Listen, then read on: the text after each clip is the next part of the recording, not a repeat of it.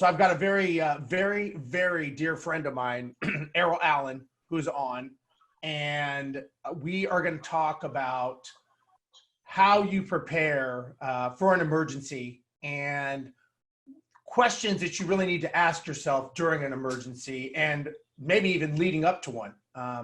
So Errol is an expert in systemization and automation, dealing with problems that arise in the world of I don't even know how you'd say it, man. Yeah, what would you say you do best, Errol? Give everyone a little tip about yourself and what you do while I'm trying to figure this thing out over here. What I would say I do best is process analyzation and documentation. Okay. Laying the process out. What are we doing now currently? Looking at it to see, are there ways to improve it? And then once we have the final process, then okay, let's go ahead and document it so that anybody can be trained on how to complete specific tasks. Okay. I'd say that's probably my forte. So you are in the heat of battle with everything right now that's going on in this whole disaster of coronavirus. You deal with a lot of people in real estate. You've got a prior background, though. Tell everyone what the prior background is. Prior to starting my own business, I was an auto damage adjuster with Geico Insurance, and from time to time we would have, the catastrophes: hailstorm, flood, hurricane, specifically Hurricane Ike. So there were things that we had to do in those specific times. We went on what we called catastrophe duty, CAT duty for short, which means, okay, whenever we went on CAT duty, here's what you did. It was laid out. Here's how you handled yourself on CAT duty. Here were your specific tasks to do, so on and so forth. So kind of had that background in emergency situations from being on CAT duty and preparing for CAT duty. So when you deal with an emergency going into something like this, CAT duty, that I don't know if that's the right term that I would use, but we'll use it for today. I'm not a cat fan. Not that there's anything wrong with cats. Let me just say I'm just not a cat fan, so I'll just do that. Let's talk about leading up to a disaster and an emergency. We're in Houston, Texas. You've known us for a long time with my company. Let's talk about what you've done regarding that. In regards to your company? My company, and how you helped us, and then we can kind of lay the groundwork for you. All right. Well, I came in and we looked at y'all's processes one by one. What are you currently doing? What are the processes? Let's name them, and let's get the people who actually do the work involved. We're gonna flow chart the process step by step to see how you do what you do.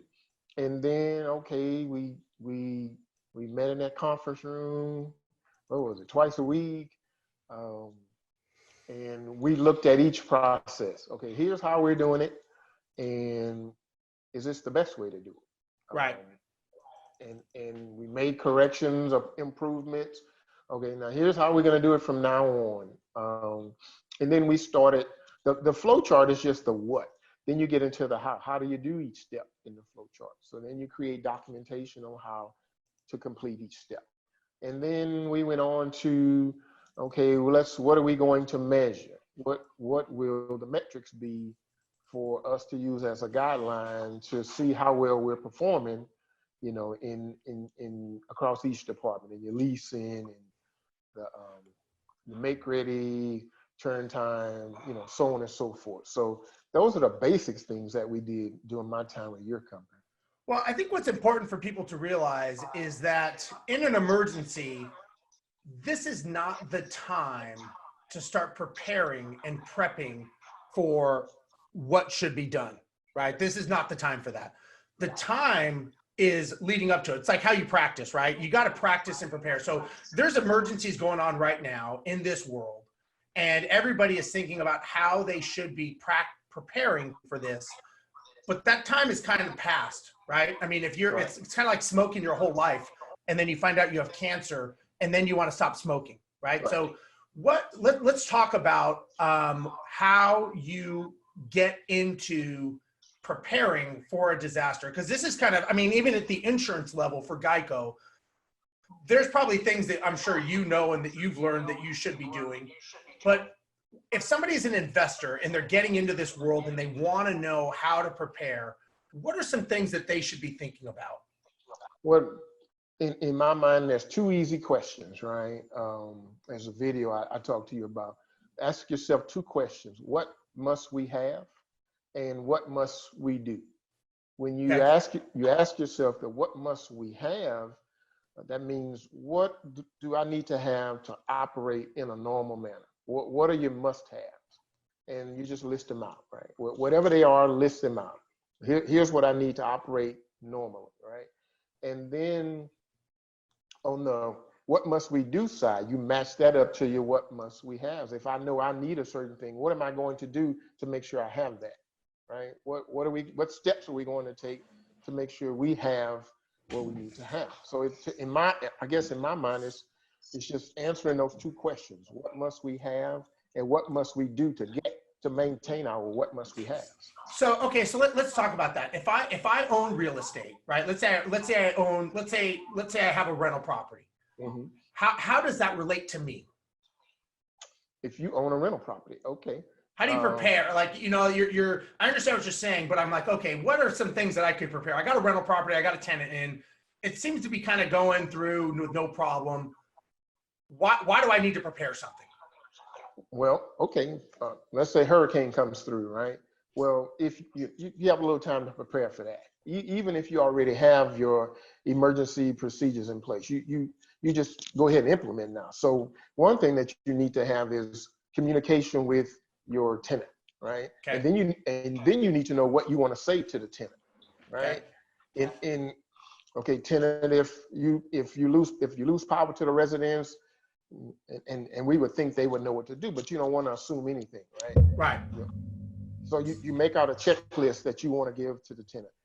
A checklist. I've heard of those before. You know, just something you can send out to your tenants. In case of loss of power, do whatever. If the place is flooded, do whatever. You know, just to be able to communicate with the tenant beforehand, you know, before the hurricane hits. If this happens, do this, right? So as an investor with a rental property, you would want to communicate with your tenants, right? Right. And then at some point, when the emergency passes, hurricane passes, okay, I would think now you want to go, and if you can get to it, you want to visit the property to see what condition it's in, right? Right. Just so you'll know what it is that, if there's any damage, then you can go to your property is damaged plan. I'm thinking flow chart, right? Property is damaged, you know, yes, okay, do whatever, do this. You know, property is not damaged, okay, you don't have to worry about it. But you want to have, if it is damaged, what do I need to do? What kind of damage? And then going back a little bit, if you have your vendors that do, you know, your maintenance and repairs and that kind of stuff, you want to make sure that you reach out to them too, right? Okay, hurricanes coming through. Want to make sure we're able to maintain or any disaster, right? I mean, you and I are in Texas, so we know hurricanes, but it could be. I mean, I think what people need to think about in this type of situation, like we're dealing with the coronavirus, right? Now there's social distancing, right? You can't come within, I don't know, 10 feet, or it's like a restraining order, right, for everyone in the world. Right. Not that I've ever had one. I'm just saying that's kind of what it's like. So if you can't get around, you can't talk to people, what is the system? And, you know, more importantly, let's say you were out of the loop. Let's say you were one of these people on a cruise ship, and now you can't get back to talk to your vendors and your contractors. And you had said earlier about checklists and systems. And to me, this is kind of where the rubber meets the road when you have a business, because the definition of a business is a commercial profitable enterprise that runs without you. So if you are running a business and it is dependent upon you being there, it's not a business, it's a job, because all of a sudden you don't have systems in place. If someone says, hey, where's the manual on disasters? And they go look on their bookshelf and they go, there's no manual here. What do I do? And that, I think, is where there's trouble and problems arise. Right. So Right. this is, I think, where people need to really think about. So when you talk to people about like the questions you have to ask, everybody should be asking those questions, because it is vital to make that commitment to ensure you are doing the best thing, not only for you, but for your business, for your business partners, for your bank, for your residents. I mean, sometimes we get lazy, as you work with a lot of business owners in different fields, and real estate's one of them. How many owners would you say, and I say this kind of tongue in cheek, are lazy and selfish in the sense that they don't do anything other than for themselves? I don't know if I would call them lazy and selfish. Lazy may not be the right word. Yeah, lazy may not be the right word. And maybe not even selfish. They just haven't thought it all the way through, right? I say selfish, man. Well, the reason I say selfish is because they haven't thought it through. That's my point. It just never crossed their mind to think it through, right? Most people are not in that mode, just thinking, what if? My brain is in that mode, right? Well, what if this happens? Okay, this is what you do. What if it doesn't happen? This is what you do. That's just the way my brain is. But I had to understand, and my dad helped me to understand, not everybody's brain works like yours, right? So you have to give people the benefit of the doubt and learn how to tactfully ask questions, right? So I don't think it's necessarily them being lazy or selfish. They just haven't thought about it, right? Or maybe they did, and because of what it takes to actually build it, it can be time consuming. Sure. And just having, committed to, hey, okay, I know I need to do this, so let me sit down and do this, right? Sometimes that happens. So it's just a matter of understanding and thinking it all the way through as an owner, business owner, investor, whatever. I have to think through things all the way through. Who's impacted by my decisions or my non-decisions? Who's impacted? And what it. Go ahead. I'm sorry. Go ahead. And what is that impact? And what do I want to do to make sure it's not a negative impact, right? Right. So, okay. So let's think about it this way. Let's think about this. If somebody were to come to you and say, hey, look, I flip properties for a living. This is what I do. I don't see the need to do what you're doing. And I'm curious, to the people watching this, how many actually have some form of manual written down that if they got hit by a bus tomorrow morning walking into work, that their businesses would keep running without them, and say, man, we have a disaster. How do we do this? Because that was, when you first came and helped us, I'll never forget the first question, which, you're in my book that I wrote, is you said, tell me what you do. And then we told you, and there was 3 of us sitting at the table, and each one of us told you a different way that we thought we did something that was so standard and basic. We thought, well, of course we do this all the same. It was like selecting a resident or onboarding a new owner. Mm-hmm. And we all had a different way of doing it. And your answer was, until you guys do this the same every time, standardized, you will never give good service. Right. And you will never keep customers over the long term. And that was our wake-up call to say, shit, man, we need to really think this through of how we're doing things, because we thought we were standard, but we really weren't. Right.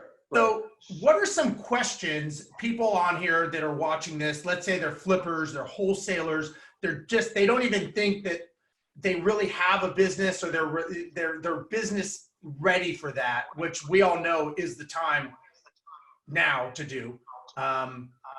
How does somebody start to ask those tough questions for any business 101? Well, since you talked about flippers, maybe the first thing is, okay, what is your investment criteria, right? What type of property, what criteria must that property meet to even be considered, right? Then that way you can train somebody else how to go through the investment criteria process, right? Is that a good one? Is that a level A, level B, level C, right? And do we want to only deal with level A properties, level B properties? So what's the criteria? And then, okay, when you go to the property to look at the property, what are you looking for, right? How to make sure everybody's doing it the same way. What are you looking for before you make that decision? Yeah, I want to buy this one. This is one I want, right? What criteria are you using when you're out there physically looking at the property to say, yes, I want it? Nope, I don't want it, right? Based on your criteria that you've preset that's in your documentation or checklist, right. That you walk in and go, these are the parameters. So essentially, you could send me, I remember you used to always say, if I didn't know anything about your business, could I pick up your manual, walk in and do your job without ever talking to anyone? Right. And I remember that. And so that what you're saying is this, right? Right. And even going back even further, when you get a lead, what do you do with it, right? I think this would be helpful for people. Like, let's walk through that question, because that is a huge, that I think people watching can get so much help. Like, I hate to do this because it was like putting needles in my eyes when you went through this for 2 years. This guy was in our office for 2 years systemizing our company to make it so that, we took a lot of stuff from my background of being an airline pilot. We took Pete's background, my business partner, of creating structure. We took Errol's systemization and kind of culminated this stew together. So let's walk through a lead calls, okay? A lead calls or raises their hand. Why don't you walk through the questions that you would ask me so people can understand how important it is to know each step in the process? Okay. We're just gonna ad lib, right? Correct. The lead calls, and I'm thinking they can call and they can email, but let's just go with the call, right? Lead calls. Okay, somebody's taking that phone call, right? Is there a set of questions they're asking to qualify that lead, right? And then you ask yourself, do they meet the qualifications? If the answer is yes, okay, you continue on. If they don't, okay, maybe you save them in the CRM somewhere anyway. Right. Well, even maybe before that, I would say even how many times does the phone ring before you answer it? Because they're psychologically, I mean, again, this is a little more in depth, I get, but again, if you're going to do it right. And the first question is when the phone rings, how many times does the phone ring? And when it does answer, what is it that someone says? What is the greeting? Right. You can go back that far. What's the greeting? How many times do you want it to ring? I say 2, no more than 2. Yeah. No more than 2. And then when they answer, what are they going to say? Right? Just make sure whoever answers the phone, you say the same thing, right? Then you start to get your information. You start to ask questions. What where is the property? What's the situation? Blah blah blah. You go on and on and on and on. Yeah. Then that person should be able to determine, does it meet the initial criteria for me to refer this to maybe the salesperson or the person who'll be talking to the actual client, right? If it meets it, okay, what do you do? Do they get an email saying, hey, here's a lead? What happens? Is that person that took the call, they're entering information into the CRM while they have the person on the phone, they're putting information in the CRM about what this person is saying. They refer the lead on to the next person, right? Okay, what's the gap between when the next person gets the lead and they call the client, the potential client? What's the gap? Is it same day? Is it next day? What is it? You have to set that. When you get a lead, you have this amount of time to reach out to that person, right? Because you don't want that person to move on to the next company that does the same thing you do because they don't feel like you're responding, right? You don't want to help them to make that decision. So you set some criteria. What's the time between when you get the lead and when you reach out to the client, right? Yeah. So you reach out to the client, you talk to them some more. Hey, this is the information I got, and I'd like to, set up a time to come out and visit. Okay, so what? And this is scripted. This is. It's funny. So many people. I'm sorry, man. I got. You know me. I got to jump in when I can here. Right. But I think it's important for everyone watching to understand that everything that you do and say should be a script. I mean, people think a script is not standard and it's fake. It's fake because you don't own it and if you don't believe it because you don't practice it. But if you were to listen to a song that you heard back when you were in high school, I'm sure they had radio when you grew up, Errol. So if you were to happen to listen to a song when you grew up, you would probably know those words by heart. You'd know exactly where you were when you heard that song. Was it in the summer, the winter? Were you playing basketball? What were you doing? That is a script that is said. Those words don't change for the last 30 years. You hear those same words, that's a script. You saying a script on the phone should be the same way. You should know it, feel it, love it, and you're taking the client down a path. And when you're taking them down a path, you are leading them in a direction that you want it to go. And the reason I know this doesn't sound like what you're doing in an emergency is relevant, but this is relevant because you're creating a systemized model is what Errol's saying. And some of the things that he's talking about, like how long from the time someone calls do you call them back? Is it an hour? Is it a day? Is it a week? What is that number? Right. And where is that documented? The only thing I say about scripts is leave room for the person's personality to be apparent, right? You don't want it to be robotic, right? The script should just be a guideline. That's all it is, to make sure that you ask the right questions, you say the right things, right? And not so much you don't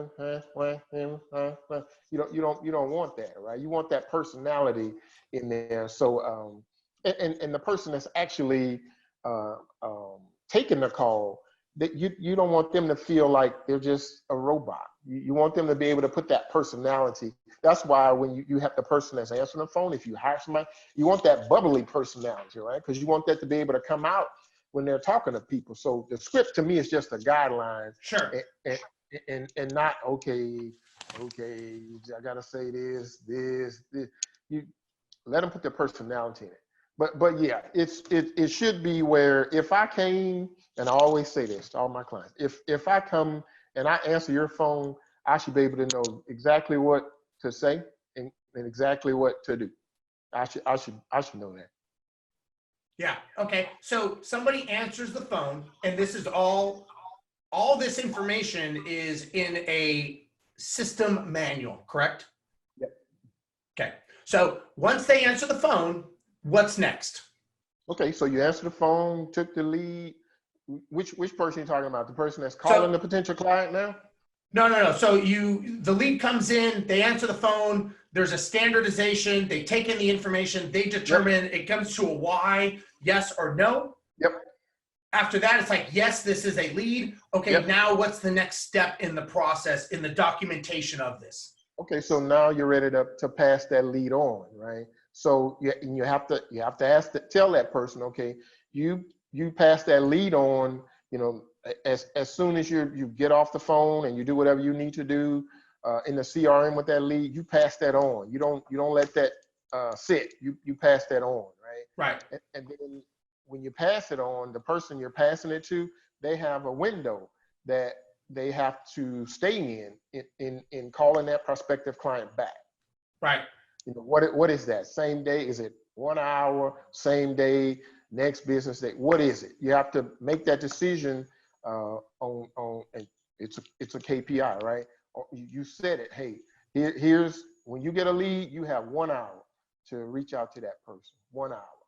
Because if you don't, they're gonna move on. They're going to the next. Absolutely. They don't hear from somebody. So whatever that metric is, that goes in the manual. So when you're training that person, when you get a lead, you have 1 hour to reach out to the prospect. So they reach out to the prospect and they go through, get more information, whatever information they need to get. Because when they call a lead, they have to have something in front of them too. I need to get this, all of this information. I need to get this, talk a little bit about the company, what we do, whatever it is you want them to do when they take that, when they're reaching out. Now you want to try to set an appointment, right? You want to try to set that appointment so that you can get out there and look at the property. Right. Well, first you even determine based on this, and let's dig into this a little bit because I think this is important. As entrepreneurs, the one thing that we waste the most of, which is our most precious asset, is our time. Mm-hmm. And we are willing to waste our time doing things that is, number one, not the best use of our time. And number two, may not even lead to a deal, but we think that because we're busy, that we're making progress. And all that's doing is making us busy. We're not going anywhere. Right. And so I think what people need to realize is that you are wasting the only asset you have and that you never get back is your time. So is it even a deal that you want? Is it a deal that you can get rid of? Right. What does the policy and procedure of your company say you're willing to do and not do based on criteria? And so that's what you're trying to determine. And that's the manual to decide if it even makes sense. Or, could you capitalize and make money on this by handing it to someone else and getting a referral fee? Doesn't fit in my bucket of fun, but maybe this other bucket, this other person will do this and this will work for them. So set up relationships and partnerships. Right. Now let's kind of talk a little bit more about the disaster, right? Because I want to let people think about this.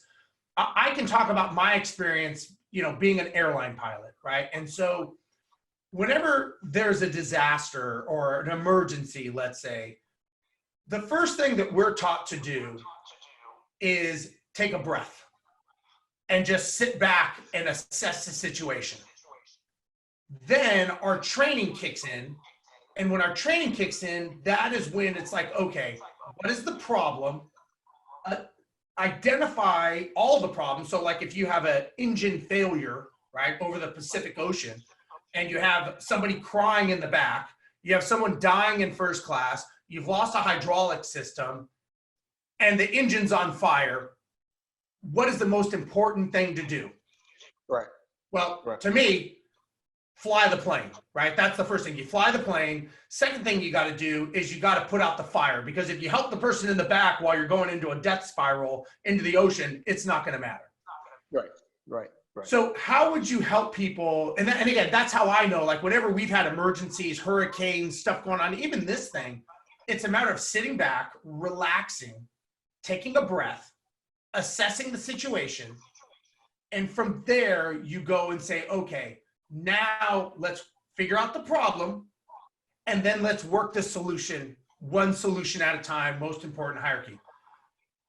If I was somebody coming to you and I said, hey, Errol, I want you to help create a disaster manual for me in what I do, what is it, some things that I should prepare to give you to know that I'm preparing correctly?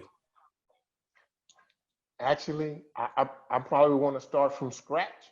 And I would simply, if you have something, okay, let's take a look at it, right? Let's take a look at it. But in my mind, I'm going to be asking those two questions that I mentioned earlier. What is it? What must you have, and what must you do? So if you show me something and you have something prepared, okay. But I'm going to ask you, what is it that you must have in order to operate in a normal manner? What are your must-haves, and are they in this manual? Let's go to the whiteboard. Let's go to the whiteboard, and I'm gonna write the question. What must you have?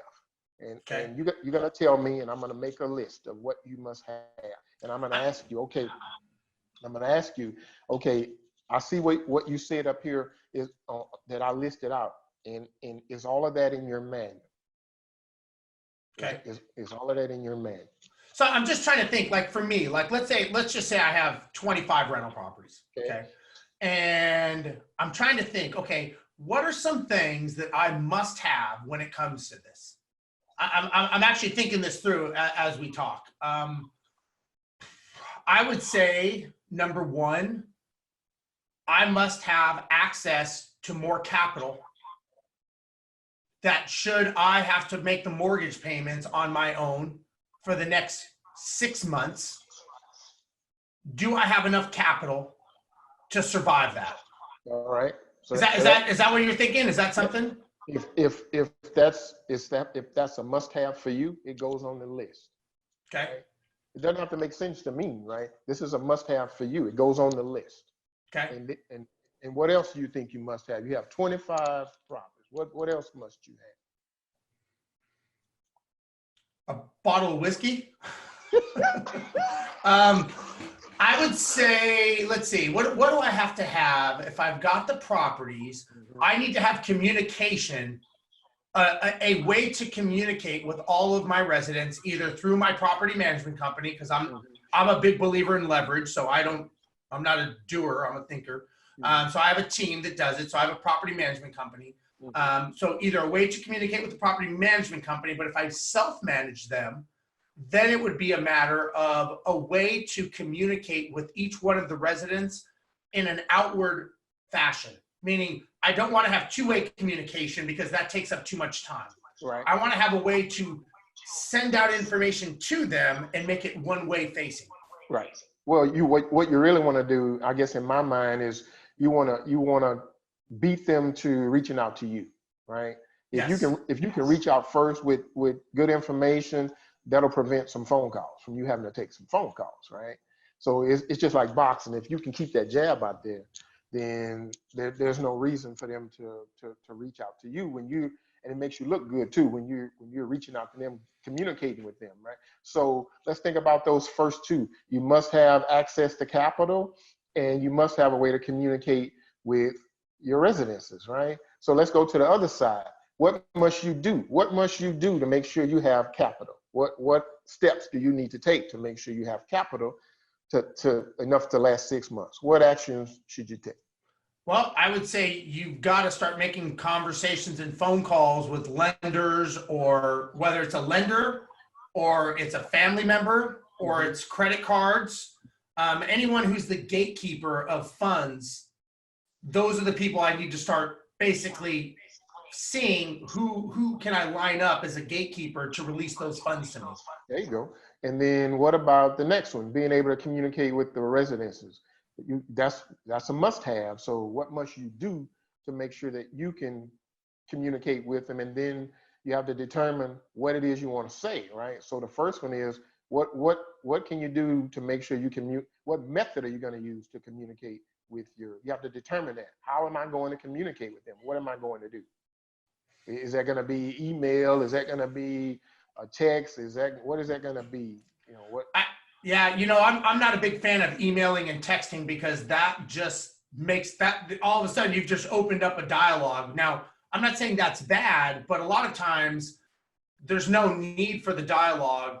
People are talking to talk. I think I would do one of two things. I would either create a landing page that I could push out videos and information, or use social media and create a Facebook page for my residents that I could push out information to them, like we did in Hurricane Harvey, where it's outward facing, giving them updates of what's going on, letting them know, be able to put hyperlinks in there, but not necessarily, because when you send a text message, everyone is obligated to have to respond mentally. So I send them, they respond, I respond, they respond. Now I'm in this volley back and forth, 25 residents, 30 residents, whatever the number is. Now I've just tied up hours of my time answering questions that I don't have answers to. I don't know the answer. So why would I'm trying to give them information. And to me, just saying I don't know is an answer. That's an answer, right? But it's a matter of letting them know what I know at the time, right? So because they just think, man, this guy's not getting back to me. Where is he? What's going on? But calling them and going, hey, you know what? Or letting them know, listen, we don't have an update. This is changing. We will let you know at 12 p.m. tomorrow. And just one note that I'll say for people watching this, if you communicate with whomever, whether it's your contractors, vendors, tenants, and you tell them, I will let you know tomorrow at noon, your reputation, trust verify. Everything relies on the fact that you are or are not doing what you say at 12 noon. That's You right. better be giving them an answer. Right. Because if you don't, you've lost all credibility and all trust at that moment. And that's where people make the mistake is I'll call you tomorrow and they never call them. Right, right. So if you can set, if you can set that time and beat it, right? You said 12 noon, call them 11:50. Right. Call them 11:30, right? Just to beat what you said, you build credibility like that. But see, you built we identified two what must you haves, right? And then just through discussion, you came up with your what must we do. So Yeah. that's the exercise. What must we have? That. Make that list first. What must we have? Make that list first, and then determine, okay, what are you going to do to make sure you have your what must we have? I like that. Yeah. That's something I think everyone watching could very easily do, right? You guys all watching and ladies can all sit there and say, okay, those two questions from Errol probably will save a lot of problem downstream. Thinking this through and thinking about this, and which I've never really thought of, which I think is great. So Errol, what I'd like to ask you is, when you helped us create our systems and our structure, we started with a flow chart that went to, and I'm trying to remember, the flow chart went to a series of people ideating back and forth as to what we thought it was, what we're not. And then from there, we would go into creating a checklist of what will kill you and not kill you if you do and don't do. And then based on that was the system manual. And I don't know if you still teach that. I know that's in the airline industry, that's how it works, right? The checklist will kill you if you don't do it. If you want to know more, you click on the hyperlink in the checklist. It'll take you to the expanded version that says, start engine. Well, starting the engine, there may be 15 things you have to do, right. But in the checklist, it just says start engine. So right. Do you still teach people to do that when they're creating systems? See, the flow chart and the checklist is just the what, right? You also need to teach the how. Well, how do I start the engine? Okay, start engine. Okay, how do I do that, right? If I'm a firm believer, if you bring somebody off the street and you say start engines, and then there's something to follow. You click this, you do it in this sequence. Now, don't get crazy. You click this, then you click that, then you wait, then you do, and most people can follow that, right? Most people. So the flow chart and the checklist, that's just the what that you must do.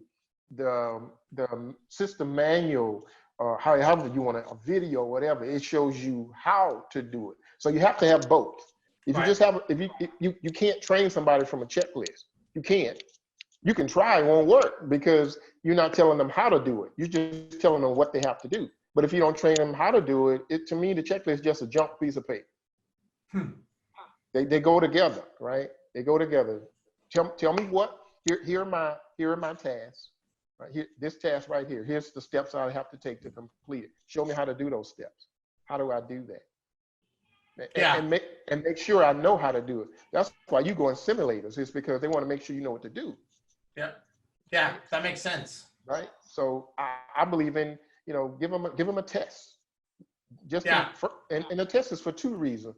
It tells you what kind of teacher you are, and it tells you, are they comprehending, right? Well, and more importantly, if you walk away and you can't go to work tomorrow, could somebody step in and run your business for you? And if the answer is no, then maybe you have heroitis, or you think you're better than everyone and no one can do it better than you, and you are the problem. I mean, I tell people, when I help people or coach people, I tell them, I'm like, you are the problem. You are the bottleneck in your business. It's nobody else. You are the reason your business is failing, because you are the one that is causing people to not grow because you want it done your way, but you have no experience in doing this. You have no idea what you're doing, but yet you think you're the smartest because you started the company. And I disagree. Or they have the inability to let go. I've seen that a lot. And when I see it with my clients, I usually do this. I usually say, hey, let's go take a walk. And I've heard those stories. let's go take, because I want them to understand, hey, I know it can be a little tough letting things go, but you have a person that's been trained on how to do the job, and you're creating a conflict. Uh, think about somebody that owns a property management company, right? And you started it yourself, and you're used to talking to the tenants and the owners, but now you have a property manager, and the tenants and the owners are still calling you versus you saying, you know what, I need you to talk to my property manager. Well, now you have people that are calling the property manager first, property manager's taking a call, then when they're not satisfied with that person, so they call you, right? Yep. So now you're making your property manager mad because you're taking away her ability. Authority. Yep, that's what you're doing. So I've had to take clients on a walk. Hey, let's go for a walk. I want to talk to you about the need to let go. I'm like, I know it's hard, but I want you to really, really try, right? And I want to see some progress. I want to, and I don't expect you to do it overnight. It's a habit, and you were doing it yourself before. So but I do want to see some progress. I do want to see that, because if you're my client, you're paying me, and it's my job to have those tough conversations with you when I know it's going to help you in the long run, right? So I had those conversations, and it's tough, but I always see progress. After that conversation, I see the progress, and I check. I check with the person that's impacted by the owner's inability to let go, and I check back with the owner. Hey, how's it going?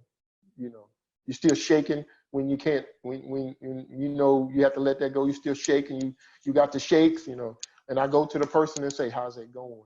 They still in your well, not as much. Okay, to me that's progress, right? And then Right. I'll finally hear, hey, I don't have that problem anymore. So, it's all good. Yeah, well, that's great. Well, Errol, man, thanks so much. Hey, by the way, if anybody wants to follow you, what's your handle, I guess you'd say, on Instagram here? My company handle is Errol Allen Consulting, and my personal, if you just want my personal, it's EA Smoke on Instagram. So just follow me on either one. You'll see a lot of good stuff.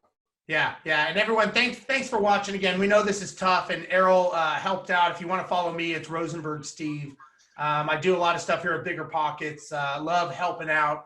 We do this for free because we like to help people. So, let people know about it, tag them, share it, whatever you got to do.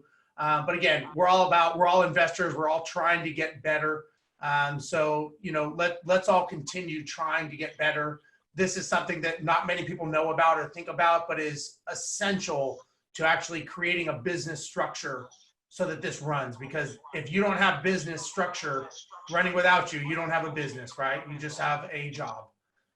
So everyone, thanks so much for watching. Sorry about some of the challenges we had. I tried to get on Facebook, but it wasn't letting me. I don't know why. I'm not that smart, but it didn't work. But at least we got on here. And thanks again. I will see you guys next time. Thanks a lot, guys. Bye-bye.